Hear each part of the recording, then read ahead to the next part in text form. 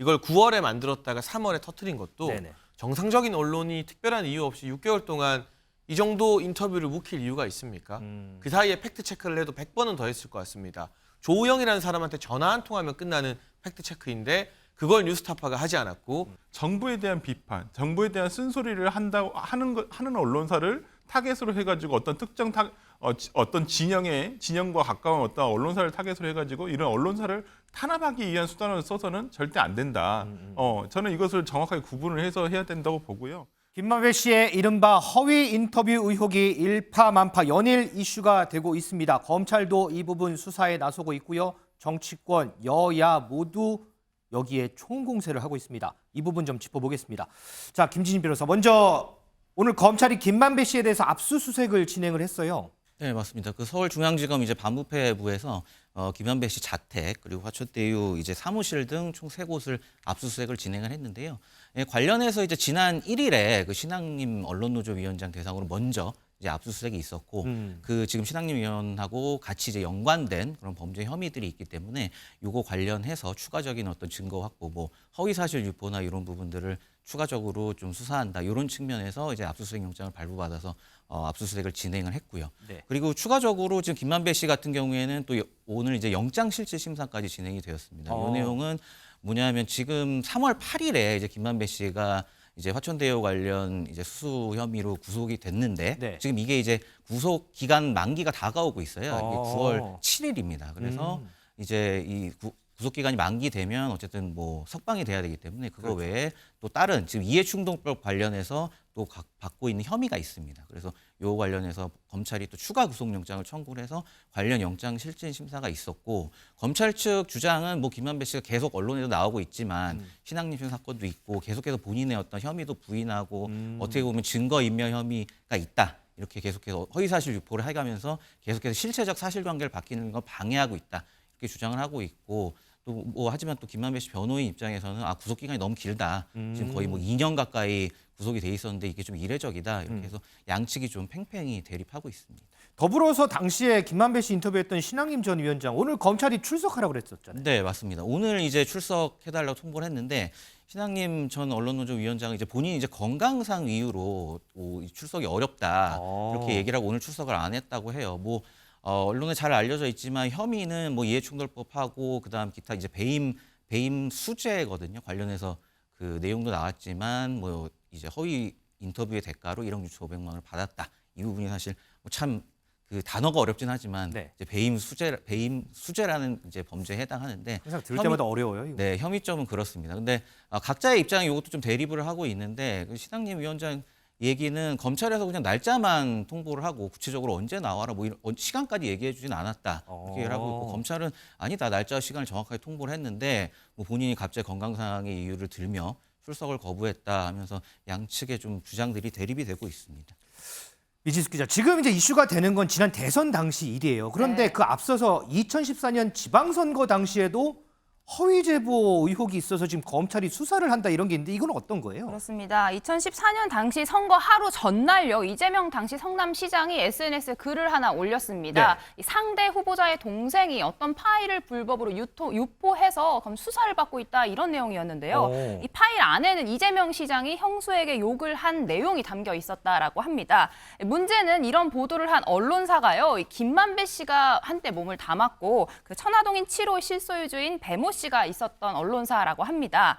선거 직전에 상대 후보를 비방하는 방식으로 허위 사실을 보도했다 이런 점에서 법조계에서는 이번에 김만배 씨 허위 인터뷰 의혹과 이 사건이 얼개가 비슷하다 이렇게 보고 있는 건데요. 네. 검찰은 최근 이 배 씨로부터 이재명 시장의 재선을 위해서 상대 후보에 대한 허위 제보를 했다 이런 진술을 또 확보한 것으로 전해졌습니다.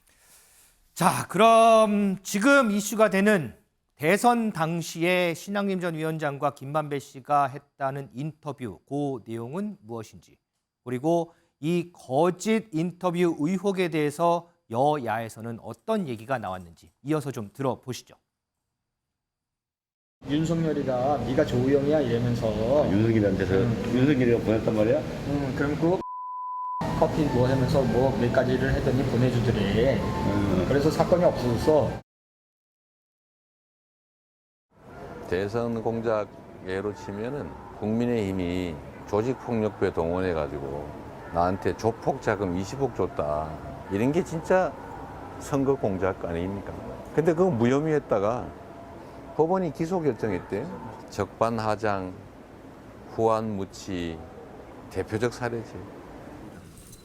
이 사건의 본질은 가짜 뉴스로 대선 결과를 바꿔치기 하려 한 희대의 대선 공작으로 당선자를 윤석열에서 이재명으로 바꾸기 위해 자행되었던 중대한 국기문란이자 반민주적, 반헌법적 범죄입니다. 장인찬 최고위원, 어제 뭐 대통령실에도 입장을 냈고 지금 국민의힘 윤재욱 원내대표에게도 지금 이 인터뷰 희대의 대선 공작이다 이렇게 목소리를 높여요. 대선 당시에 캠프에 계셨잖아요. 이거 어떻게 네. 보세요? 이게 대선 3일 전에 나왔던 보도였기 맞아요, 네. 때문에 확실한 정정 보도라던가 객관적 수정이 이루어지기에는 시간이 너무 촉박했습니다. 이재명 대표 측에서 2014년 성남시장 선거 때 써먹어서 재미를 봤던 방법 그대로 대선 때도 똑같은 공작을 시도한 게 아닌가 의심스럽고요. 이 김만배와 신앙님의 뉴스타파 조작 보도가 터지자마자 언론도 기다렸다는 듯이 검증 없이 이걸 보도했고요. 민주당에서는 이재명 대표를 포함한 선대위 주요 인사들이 이틀 동안 60건 이상의 SNS를 올리면서 그야말로 기다렸다는 듯이 융단 폭격을 퍼부었습니다. 대장동 리스크라는 이재명 대표의 최대 약점을 돌리려고 애를 썼는데요. 이것이 아마 의외로 접전이었던 대선 결과에 영향을 끼친 것이 아닌가. 이러한 공작이 아니었다면 많은 전문가들이 예상하기로는 이 표차가 지금보다는 더 났을 것이다라는 분석이 그 당시에 있었거든요. 어쨌거나 다행스럽게도 대선 결과는 바뀌지 않았습니다만 대선 결과에 영향을 끼치려고 한 이 대선 조작은 단순한 가짜뉴스 정도로 처벌해서는 될 일은 아니고 일벌백계 정말 확실한 엄중 처벌이 뒤따르지 않는다면 다음 대선, 당장 다가오는 총선에서도 누군가 본인들 정파와 정당의 이익을 위해서 아무렇지 않게 가짜뉴스를 만들고 광야로 가자라고 할지도 모른다라는 점이기 때문에 더더욱 중한 처벌이 필요한 것 같습니다. 자, 일단 뭐 지금 가짜뉴스 표현이 나와서요. 윤석열 대통령도 지금까지 수차례 걸쳐서 가짜뉴스 거짓 선동 관련한 발언들 내놨었죠. 그 목소리 좀 한번 듣고 다시 얘기 좀 해보겠습니다. 거짓 선동과 가짜 뉴스라는 반지성주의는 자유와 민주주의를 위협하고 위기에 빠뜨립니다. 조직적으로 지속적으로 허위 선동과 조작 그리고 가짜 뉴스와 괴담으로 자유 대한민국을 흔들고 위협하며 국가 정체성을 부정하는 세력들이 너무나 많이 있습니다. 어떤 가짜뉴스 유포라든가 선거 공작 같은 것이 흐지부지 제대로 처벌받지 않고 넘어가니까 정치 경제적으로 남는 장사가 되고 반복되는 거라고 생각합니다. 반드시 투명하게 수사해서 엄정하게 책임을 검찰이 물을 거라고 생각합니다. 설전 부위원장, 지금 문체부에서도 지금 이 부분 관련해 가지고 가짜뉴스 퇴치 TF 대응팀 뭐 이런 것도 가동한다고 하더라고요. 지금. 네, 뭐 문체부 소관이죠. 언론사에 대한 내용이기 때문에 어떤 뭐 방송국이나 엊그저께 방통위원장 이동관 위원장이 나오셔가지고 이걸 뭐 이런 부분에 대해서 얘기를 했었어요. 장제원 가방위원장이랑. 근데 권한이 없으시죠. 네, 언론사에 대해서는 문체부 소관이고 신문업 같은 경우는 등록 허가제가 아니라 등록업이기 때문에. 그래서 지금 문체부 소관이어서 저는 박병훈 장관 이걸 신속하게 지금 했는데 가짜뉴스 당연히 저는 엄벌을 해야 되고 엄단을 해야 한다고 봅니다. 기본적으로 그건 뭐 여야가의 문제는 아니고요. 가짜뉴스로 인해서 실제 뭐 제가 생각나는 것이 미국 같은 경우에 펜타곤이 뭐 폭격당했다, 아니면 폭발을 테러를 당했다. 이게 다 가짜뉴스로 밝혀졌거든요.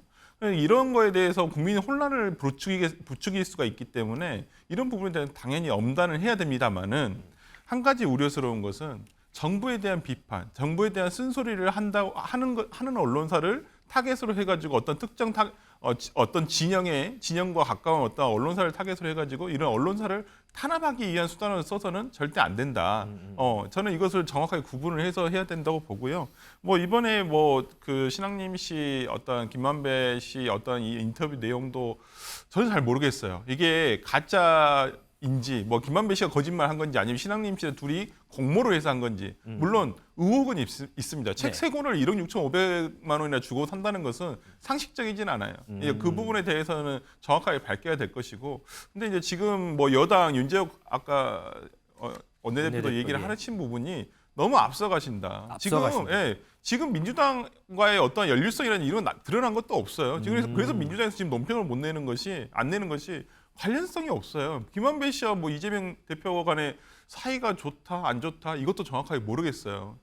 지금 보니까 과거에는 둘이 어떤 이해관계가 성남시장과 사업 시행자로서 어떤 이해관계가 맞지가 않아서 갈등도 있었다는 것도 사실인데 그 뒤에 갑자기 김만배 씨가 이재명을 위해서 왜? 라는 생각도 좀 듭니다. 국민의힘에서는 김만배 씨와 이재명 대표 한 팀이다 이런 표현까지 나왔는데 이거 아니에란 말씀이신가요? 장해찬 최고가 그런 표현을 하셨는데 글쎄요. 저는 한 팀이라고 볼 수가 있을까 모르겠습니다. 김만배 씨가 자신의 이득을 위해서라면 과거의 적도 어제의 적도 오늘의 동지가 될 수도 있다라고 생각하시는 사람인지는 모르겠지만은 지금까지 밝혀진 바로는 그리고 저도 의심을 하지만은 실제 뭐 김만배 씨와 이재명 대표가 한 팀이다? 그렇게는 너무 어렵지 않을까요? 과거에 그렇게까지 서로 뭐 공산당이다 서로 뭐 그렇게 욕지거리까지 주고받은 사이였는데 저는 그런 부분에서는 좀 아직까지는 저는 밝혀진 게 없기 때문에 이걸 주시는 하고 있습니다만은 그럴 개연성은 굉장히 떨어진다고 생각합니다. 한 팀이라고 하는 개연성 떨어진다고 하는데 어떻게 뭐 당사자로서 이 어떻게 정도 보세요? 정황 증거가 나왔으면요 강제 수사 들어가야 돼요. 김만배 씨와 이재명 대표 측과의 교류가 없었는지 그리고 이걸 9월에 만들었다가 3월에 터뜨린 것도 네네. 정상적인 언론이 특별한 이유 없이 6개월 동안 이 정도 인터뷰를 묵힐 이유가 있습니까? 그 사이에 팩트 체크를 해도 100번은 더 했을 것 같습니다. 조우영이라는 사람한테 전화 한 통하면 끝나는 팩트 체크인데 그걸 뉴스타파가 하지 않았고 다른 언론들도 그런 부분에서는 좀 부끄러워해야겠죠. 그리고 이재명 대표는 뉴스타파 보도가 나오기 전에 이 보도는 아시는 것처럼 3월에 나왔어요. 네. 대선 3일 전에. 2월 말에 있었던 대선 후보 토론회에서 언급을 했어요. 뜬금없이 윤석열 대통령을 향해서 조우영에게 커피 왜 타줬냐라면서 정확히 이 대목을 언급합니다. 그리고 공산주의자라는 단어도 김만배와 이재명 대표가 공동으로 이재명 대표와 화천대유 사이의 연관관계를 끊기 위한 논리적으로 쓰는 단어이거든요. 여러 가지 굉장히 겹치는 게 많아요. 이재명 대표는 유동규 전 본부장이 극단적인 시도를 한번 했을 때 압수수색 당시에 그게 언론 보도 되기 전인데도 알고 있어서 논란이 됐었죠. 네네. 경기도 국정감사 때. 네네. 마찬가지로 이번에도 뉴스타파의 이 조작 보도가 알려지기 전에 어떻게 그걸 미리 알고 대선 토론회에서 질의를 할 수 있었는지 여기서부터 저는 풀리지 않는 미스터리를 수사기관이 좀 밝혀나가면 좋겠습니다. 그래서 일단 국민의힘에서는 이 보도했던 이 해당 언론사 고발도 검토한다고 하고요. 지금 방송통신심의위원회에서도 이 부분 관련해서 긴급 심의를 또 한다고 하고. 근데 어제 봤더니 이 언론사에서 공식 사과문을 발표했어요. 보도 경위를 철저하게 조사하겠다 이렇게 사과문 발표했는데 그걸로는 부족한가요? 그러면? 사과라기보다는 선전포고문처럼 보이던데요. 선전포고로 보시나요? 이게 신학님 씨가 1억 6천만 원 받은 거 몰랐다. 이거는 잘못이라는 거 외에 나머지 모든 부분은 자신들을 향한 변명, 오히려 윤석열 정부를 향한 선전포고 내용이 담겨 있었습니다. 저는 언론사 같은 경우도 단순히 모르고 오보를 쓰는 것이야 정정하고 배상을 하면 되는데 네. 이 적극적인 조작에 가담을 한 경우라면 그리고 더군다나 그 조작 대상이 우리 국민들의 민의가 집중되는 대선이라면 언론사의 존폐를 고민하는 제도가 필요하다고 생각을 합니다. 조금 전에 설주한 부위원장이 책값 1억 6천만 원 그 언급을 하셨는데 민주당 안민석 의원이 이런 얘기를 했어요. 김만배란 사람은 50억도 그냥 주는 사람인데 1억 원 정도야 그냥 줄 수 있는 거 아니냐 이렇게 얘기를 해요. 그렇게 갖다 붙이면 모든 아니죠. 논리가 그렇게 다 뭐 어떻게 그러면 그런 논리를 말씀하실 수 있겠어요? 저는 안민석 의원님이 모르겠습니다. 아무리 돈이 많은 사람도 저희 주변에도 있지만은 이렇게 쓰시는 분들 저 거의 못 봤는데 저건 좀 잘못된 비유라고 생각을 하고요. 김만배 씨가 그만큼 뭐 독특한지 아는지는 저도 잘 모르겠습니다만은 일단 책 3권에 1억 5천을 준다는 건 국민 누가 들어도 이걸 납득하겠습니까? 저는 그 납득이 되지 않고 안민석 의원님이 저는 비유는 좀 잘못된 거라고 봅니다. 그거 우리 김지진 변호사한테 한번 여쭤볼게요. 책 3권, 한 권에 5천만 원 상당. 근데 책 내용 보니까 인터넷 검색해보면 다 알 수 있는 내용들이다. 이런 것도 있고. 이거 가능하다고 보세요? 너무 이제 비상식적이고 어떻게 보면 논리가 좀 비루하다 저는 그렇게 생각합니다. 물론 뭐 책에 가치가 있다 하면 뭐 당연히 책값도 올라가겠죠. 뭐 얘기 나온 거 보면 뭐 한영우님의 님의 침묵 초판본이 한 1억 원 정도 한다고 하는데 뭐 책의 가치가 뛰어나다고 하면 그 정도 할 수 있습니다. 우리 뭐 언론에 나오지만 훈민정음 같은 경우에도 훈민정음 해례본이 뭐 몇십억이다. 이런 얘기도 나오잖아요. 가치 있는 책이면 충분히 고가가 될 수 있지만 이 내용 보면 뭐 제목도 대한민국 뭐 혼맥 지도라고 해가지고 인터넷 치면 이제 어떻게 보면 뭐 재벌가와 권력과의 어떤 유착 관계에 대한 어떻게 보면 약간 뭐 찌라시에 대한 짜집기라고도 전 볼 수 있다고 생각하는데 이런 내용을 가진 책이 무려 이제 세 권에 1억 6천만 원이다. 이건 굉장히 좀 비상식적이고 지금 이 상황에서 우리가 책값 이게 정말 책값이 맞냐 안 맞냐 이걸 따지는 건 제가 볼 때 오히려 좀 본질을 호도하는 그런 거 아닌가 그렇게 생각합니다. 자, 이 부분이 지금 이제 계속해서 이제 진행 중이기 때문에 우리가 결론을 낼 수는 없고 두 분께 요거 가지고 하나만 좀 논평을 듣고 좀 끝낼게요. 어쨌든 지금 국민의힘에서는 희대의 조작극이라고 하면서 총공세를 하는데 민주당에서 이런 얘기를 했어요. 오늘 박성준 대변인이 이거는 지금 국정무능 프레임 전환시키려는 카드로 비친다. 12월에 대장동 관련 특검하니까 그때 밝히면 된다 이렇게 얘기를 했거든요. 이거 논평 먼저 설주환 부위원장 듣고 장희찬 최고위원 드릴게요. 저도 같은 취지입니다. 그러니까 그런 저도 취지인가요? 이런 갑자기 어제부터 국민의힘에서 그다음에 뭐 보수 언론이라든지 이런 부분에서 갑자기 이 부분을 키우는 느낌이에요. 그러니까 아까도 말씀드렸다시피 그 신학님 씨와 김만배 씨 간에 어떤 모종의 거래 1억 6,500만 원의 돈이 갔는데 도대체 왜 갔는지에 대해서 우리가 확인을 해봐야 되지 않겠습니까? 네네. 그 다음에 이상한 건 두 가지. 그러니까 그 하나랑 또 하나는 왜 6개월 뒤에 그게 나왔냐. 그럼 뉴스타파의 입수 경위라든지 이런 부분에 대해서 정확하게 조사를 해봐야죠. 이 부분이 된다면 그 과정에서 어떤 뭐 민주당하고 연결이 돼 있든지 어떤 정치권에서 연결이 돼 있는 부분이 있으면 그 점도 그때부터는 이제 계속해서 수사를 해가면 된다고 봅니다. 근데 갑자기 어저께 여당 원내대표의 얘기라든지 이런 부분들이 갑자기 이게 대선 공작 프레임으로 가거든요. 지금까지 어떤 아까 우리가 방송 초반에 다루었던 대정부 질문의 어떤 그러한 내용들을 일거에 어떻게 보면 이것을 덮기 위한 어떤 그런 방책이 아닌가라는 생각이 좀 들어서요.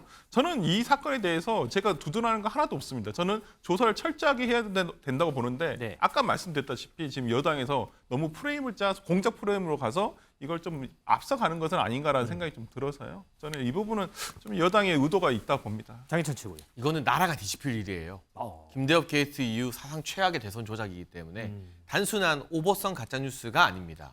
우리 민주주의가 유린당할 뻔했던 절체절명의 위기가 김만배라는 사람의 손에서 펼쳐졌던 거죠. 아주 대담하게 광야로 가겠다. 나중에 아니라고 하면 된다 하면서 조우영 씨나 남욱 씨 등을 무마시키려는 이 거짓말을 묵인하라고 무마하는 그런 대담한 시도까지 보였는데 여기에 대해서 실체적 진실을 밝히지 않는다면 제가 걱정하는 것은 다음 총선도 그다음 대선도 우리 국민들이 신뢰하고 치르기 힘들다는 점입니다.